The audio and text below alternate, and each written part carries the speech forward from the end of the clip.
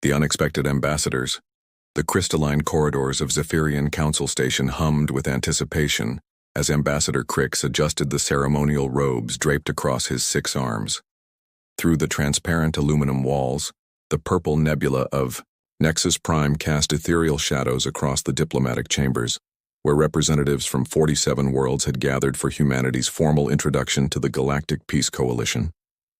Their response vessel should arrive momentarily, announced Crix, his translator converting his clicking mandibles into smooth diplomatic tones. The assembled delegates rustled with excitement. New species joining the coalition was always cause for celebration, especially one as promising as these humans, who had demonstrated remarkable technological advancement. Councillor Thane, whose energy-based form flickered with anticipation, drifted closer to the viewing portal. Their initial communications suggested a species with great potential for artistic and philosophical contribution. I am eager to exchange knowledge with their scholars. Minister Kell's flower-like features bloomed with curiosity. The botanical surveys they included were fascinating. Their world shows incredible biodiversity. I imagine their philosophers have much wisdom about harmony with nature. The peaceful mood shattered when the proximity alarms began chirping. Ambassador Crix's compound eyes widened as the sensor readings flooded his consciousness through the neural interface. "This cannot be accurate," he muttered, running the scans again. "What class of vessel approaches?" asked Councillor Thane, his energy form pulsing with concern. Crix's voice trembled as he read the data. Length, 800 meters. Mass readings indicate heavy armor plating and, by the eternal crystals, I am detecting 43 distinct weapon signatures. The chamber fell silent except for the soft atmospheric recyclers. Minister Kell's petals curled inward defensively. "Surely there has been a mistake. We sent them standard diplomatic protocols. Perhaps their translation matrices malfunctioned?" The main view screen activated, showing the approaching human vessel. Even the most optimistic delegate gasped. The ship was a study in aggressive engineering, angular surfaces designed to deflect energy attacks, massive engine arrays that spoke of devastating speed, and weapon emplacements covering every surface like the scales of some mechanical predator. "Incoming." "Transmission," announced the station's AI in its perfectly neutral tone. The screen shifted to show the bridge of the human vessel, and the sight made several delegates step backward. A human male sat in the command chair, his face bearing scars that spoke of survived violence. His uniform was clearly military with insignia indicating high rank and combat experience. "This is Captain Vincent Cross of the United Earth ship. Vindication," the human said, his voice carrying an edge that made Crix's exoskeleton itch with unease. "We received your diplomatic invitation and are here to establish formal relations." Crix found his voice. "Captain Cross, I am Ambassador Crix of the Zephyrian Council. We were expecting diplomatic representatives. Your vessel appears to be a warship." Cross smiled, and the expression was not reassuring. "Ambassador, I am a diplomatic representative. This is Lieutenant Zara Reeves, my chief negotiator." He gestured to a woman whose movements screamed military training. "We represent Earth's approach to interstellar relations." "But surely, Minister," Kell interjected, his voice wavering, "you understand that arriving in a warship sends a particular message? The Coalition extends peaceful greetings to all new species."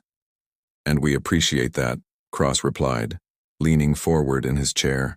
"But you should understand something about humanity. We believe in honest diplomacy. This ship carries 43 different weapon systems because we believe in being prepared for any outcome. We came hoping for friendship, but we're ready for alternatives." Councillor Thane's energy form flickered rapidly with distress. "Alternatives?" Lieutenant Reeves spoke for the first time, her voice professionally calm. "Captain Cross means that human diplomacy is backed by capability. We negotiate from positions of strength, not vulnerability. It makes for more honest conversations." The transmission continued for several more minutes, with the humans explaining their diplomatic philosophy in terms that made the peaceful coalition delegates increasingly uncomfortable. When the channel closed, the chamber remained silent for a long moment. Finally, Ambassador Crick spoke, his voice barely above a whisper. "What manner of species have we invited to join our coalition of peace?" Outside the station's viewports, the human warship continued its approach, its weapon, systems powered down but ready, its crew prepared for whatever form this first contact might take. Part 2. Cultural Misunderstandings. The Cultural Exchange Hall aboard Zephyrian Council Station had been designed to showcase the artistic achievements of peaceful civilizations. Holographic displays rotated slowly, showing serene landscapes from the Sylvan homeworld, crystalline sculptures that sang with harmonic frequencies, and the ethereal light dances of the Vorten energy beings. Ambassador Crix had hoped this environment would help ease the tension from humanity's militant arrival. Dr. Marcus Wellington, the human cultural attaché, entered the hall with the same measured stride that had characterized all the human delegates. His colleagues had nicknamed him Tank, for reasons that became apparent when he began setting up the human cultural demonstration, not with artistic materials, but with what appeared to be training equipment. "Fascinating architecture," Wellington commented, his eyes systematically cataloging exits, defensive positions, and potential cover points. "Excellent sightlines, multiple escape routes. Your designers understood tactical considerations." Envoy, Lixa, whose songbird-like features trembled with confusion, chirped melodically through her translator. "The hall was designed for artistic harmony and peaceful contemplation." "Same thing," Wellington replied matter-of-factly, causing several delegates to exchange worried glances. The formal presentations began with Minister Kell demonstrating Sylvan botanical art, living sculptures that grew and changed according to emotional resonance. The assembled delegates watched in respectful silence as flowering vines created patterns of breathtaking beauty, responding to the collective peace of the observers. When it was humanity's turn, Dr. Wellington stepped forward with Captain Cross and Lieutenant Reeves. "We'll demonstrate traditional human cultural expression," he announced. "This is what we call team-building exercises." What followed shattered every assumption the aliens held about peaceful cultural activities. The three humans moved through a complex routine that combined elements of combat training, tactical coordination, and survival skills. They called out scenarios and responded instantly. "Contact left," resulted in fluid movements as they established overlapping fields of fire. "Medical emergency," had Wellington dropping to treat Cross's simulated wounds while Reeves provided cover. "This is how humans express trust, unity, and cultural values," Wellington explained without breaking stride. "Every movement requires absolute faith in your teammates. Every decision affects group survival. It's our most fundamental art form." Security Chief Vrex, whose insectoid features clicked with agitation, rose from his observer position. "That appeared to be combat training, not cultural expression." "What's the difference?" Lieutenant Reeves asked genuinely. "Human culture evolved from the need to survive together. Our children learn these coordination exercises in school. Our sports are based on tactical scenarios. Our music originated from battlefield communications." Envoy Lixa's melodic voice rose in distress. "Surely, human children engage in peaceful play." Captain Cross looked puzzled. "Peaceful play doesn't teach useful skills. Our games develop strategic thinking, physical conditioning, and team coordination. Hide and seek teaches reconnaissance and concealment. Tag develops pursuit and evasion skills. Competition makes us stronger." The demonstration continued with Wellington showing human medical arts, techniques that could heal or harm with equal efficiency. Their medical knowledge included detailed understanding of anatomy for both treatment and tactical application. Surgical instruments could serve as weapons. Medical knowledge encompassed biological warfare countermeasures. "Your healing practices appear weaponized," observed Counselor Thane, his energy form flickering with unease. "Efficient design," Wellington agreed. "Why build tools that only serve one purpose?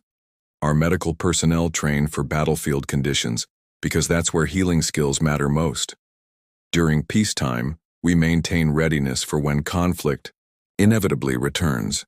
The technological presentation proved equally disturbing. Human engineering focused on dual-purpose systems, transportation networks that could move civilians or troops, communication satellites that carried entertainment or military coordination, manufacturing facilities that produced consumer goods or weapons depending on need. Everything serves multiple functions, explained Cross.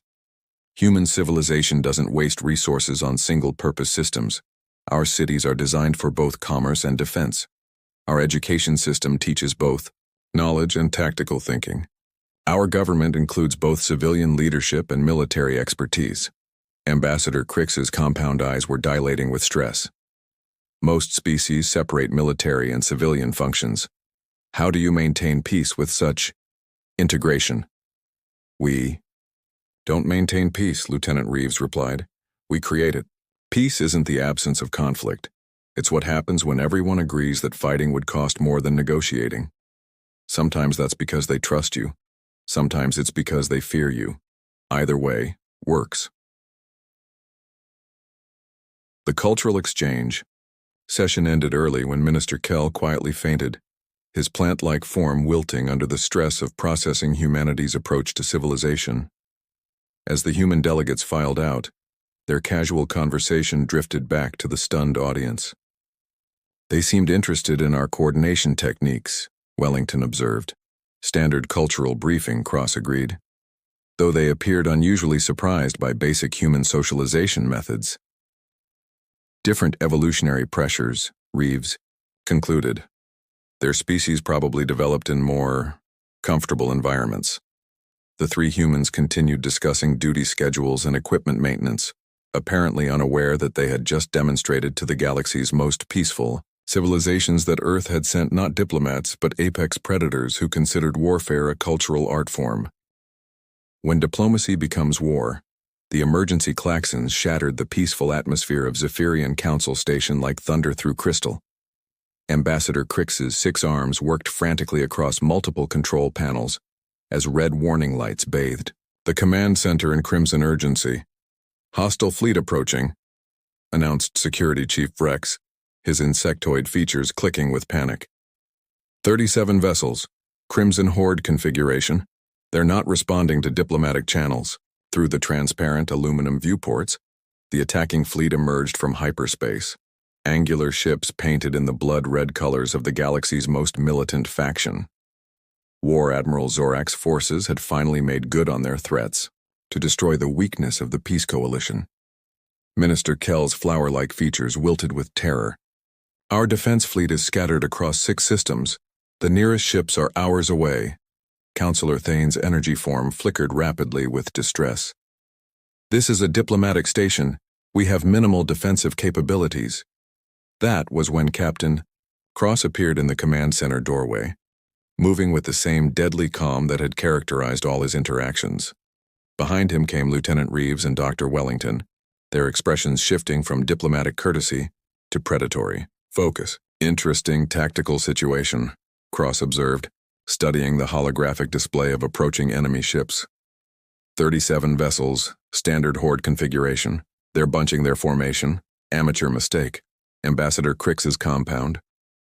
Eyes dilated with desperation. Captain Cross, you must evacuate. Your ship cannot face an entire fleet. Cross activated his communicator with practiced efficiency. Vindication. This is Diplomatic Team Alpha. Condition red. Hostile fleet inbound. Initiate Protocol 7. The response crackled back immediately. Acknowledged, Captain. Commander Torres has the con. All systems green and ready. Disable and capture, Cross ordered calmly. We want prisoners for interrogation and evidence for the Coalition Tribunal. Lieutenant Reeves was already coordinating with the station's panicking security staff. Chief Rex, I need your internal defense grid specifications. Dr. Wellington, can you access the station's power distribution systems? Already on it, Wellington replied, his fingers flying across alien interfaces with surprising familiarity. These Zephyrian systems are similar to Terran designs, probably convergent evolution in defensive architecture. On the main view screen, the UES Vindication detached from the station with predatory grace. The human warship looked small against the Crimson Horde fleet, but there was something ominous about its movements, like a shark approaching a school of fish. Warning shot across their lead vessel, Cross commanded through his comm unit. What happened next redefined the aliens' understanding of space combat. The Vindication didn't wait for the enemy to close range. At maximum distance, it opened fire with weapons that seemed to violate known physics. Coherent energy beams that struck with impossible precision, disabling specific systems rather than destroying ships outright. "Engine offline on lead destroyer," reported Commander Torres's voice from the human ship. "Weapon systems neutralized on 3 cruisers. Command and control disrupted on flagship." War Admiral Zorak's massive form appeared on the communication screen, his scarred features twisted with rage. "Cowards. Fight like warriors, not like—" His transmission cut off as the Vindication's next salvo disabled his ship's communication. "Array, how are they doing this?" whispered Envoy Lixa, her melodic voice trembling with awe. "Precision targeting," Lieutenant Reeves explained while coordinating the station's suddenly militarized defense systems. "Human weapons technology focuses on surgical strikes. Why destroy when you can capture? Why kill when you can interrogate?" Dr. Wellington had somehow transformed the station's diplomatic facilities into tactical coordination centers. "Captain, I've accessed their life support systems. We can maintain environmental controls for prisoners during transport." The battle, if it could be called that, lasted 17 minutes. The human ship moved through the Crimson Horde fleet like death itself, each shot perfectly placed, each maneuver calculated to maximum effect. Ships didn't explode, they simply stopped working. Crews didn't die, they found themselves breathing sedative gas pumped through their ventilation systems. 37 vessels disabled and ready for boarding, Commander Torres reported with professional satisfaction. "Casualties, 0 on our side, minimal on theirs. Standard diplomatic resolution, Captain." Ambassador Crix stared at the tactical display in stunned silence. The entire Crimson Horde attack fleet was now drifting helplessly, their crews unconscious, their ships intact, but powerless. "This is your idea of diplomacy?" he finally managed. Captain Cross nodded matter-of-factly. Diplomatic solution achieved. Threat neutralized without unnecessary loss of life. Evidence preserved for legal proceedings. Peace maintained through demonstrated strength. He paused, studying the bewildered alien faces around him. "This is how humans negotiate." Minister Kell's petals were beginning to unfurl with something that might have been understanding. You didn't destroy them. You captured them." "Destruction is wasteful," Dr. Wellington explained. "Captured enemies can provide intelligence, stand trial for their crimes, and eventually be rehabilitated. Dead enemies just create martyrs and revenge cycles." Counselor Thane's energy form pulsed with a new frequency. Not fear, but something approaching respect. "Your entire species approaches conflict with such calculation?" Lieutenant Reeves smiled for the first time since arriving at the station. "We approach everything with calculation, Counselor. That's what makes us effective diplomats. We plan for peace, but we prepare for war. We hope for friendship, but we're ready for alternatives." As the human boarding teams began processing the captured Crimson Horde vessels, Ambassador Crix found himself reconsidering everything he thought he knew about galactic diplomacy. Perhaps the Coalition's approach of pure pacifism wasn't the only path to peace. Perhaps sometimes peace required the willingness to fight for it. "Captain Cross," he said slowly, "I believe the Galactic Peace Coalition has much to learn from humanity's approach to diplomatic relations." Cross's scarred face creased into what might have been a genuine smile. "Ambassador, I think this is the beginning of a very interesting alliance." Outside the station, the UES Vindication resumed its position, weapons powered, down but ready, crew prepared for whatever challenges this new partnership might bring. The age of gentle diplomacy in the galaxy wasn't ending, it was simply gaining some very sharp teeth.